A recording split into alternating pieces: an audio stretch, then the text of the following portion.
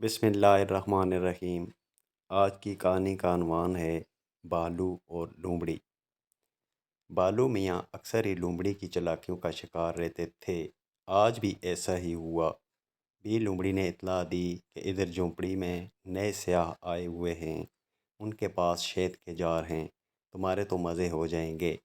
वो बेचारा लालच में उस तरफ निकल गया जिस तरफ का लोमड़ी ने बताया था। लेकिन कुछ दूर जाकर उसे अंदाज़ा हुआ वो फिर उसकी चाल में आ गया है, क्योंकि दूर दूर तक किसी झोंपड़ी का नामो निशान तक न था। इसके पाँव भी जख्मी हुए क्योंकि रास्ते में कांटे थे।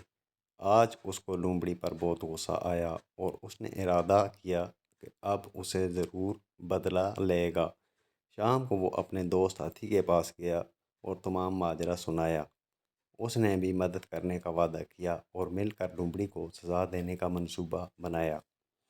जंगल में हर रोज़ किसी न किसी जानवर को बादशाह शहर के हुक्म के मुताबिक ड्यूटी देना होती थी। वो अपने मुकर्रर दिन पहरा देता और अमन व अमान कायम रखता। वो दिन आ गया जिस दिन बी लोमड़ी की ड्यूटी थी।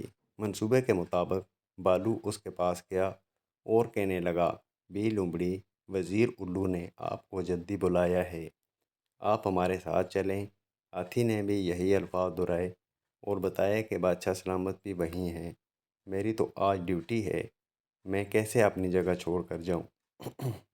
बालू ने कहा, आपकी मर्ज़ी, हमारा फ़र्ज़ था आपको बताना। अब आप जानें और बादशाह सलामत। ये कहकर वो दोनों चलने लगे और वो भी कुछ सोच कर उनके साथ चल पड़ी।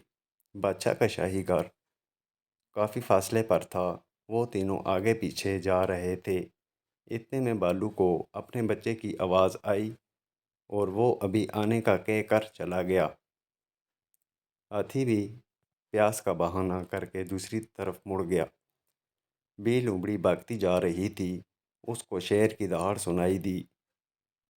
जब उसने गौर किया तो आवाज़ उस तरफ से आ रही थी जिस तरफ उसकी ड्यूटी थी। उसको सारी बात समझ में आ गई कि वो बेवकूफ़ बन चुकी है। अब उसको सज़ा मिलनी थी। इससे पहले कि कोई ऐसे बुलाने आता, वो खुद ही बादशाह के सामने पेश हो गई। अब उसकी जगह कोई चालाकी काम नहीं आती थी और न उसकी किसी बात का यकीन आता था। बादशाह शेर ने उसकी लापरवाही पर उसको सख्त अल्फाज में डांटा और सज़ा तजवीज़ की कि अब उसको पूरा एक माह ड्यूटी देना होगी। ये सुनकर बी लोमड़ी के होश उड़ गए। बादशाह के जाने के बाद भालू और हाथी दरख्त के पीछे से सामने आए और यक ज़ुबान होकर बोले, अब मज़ा आया। इस कहानी का नतीजा ये है कि दूसरों को तंग करने का अंजाम बुरा होता है।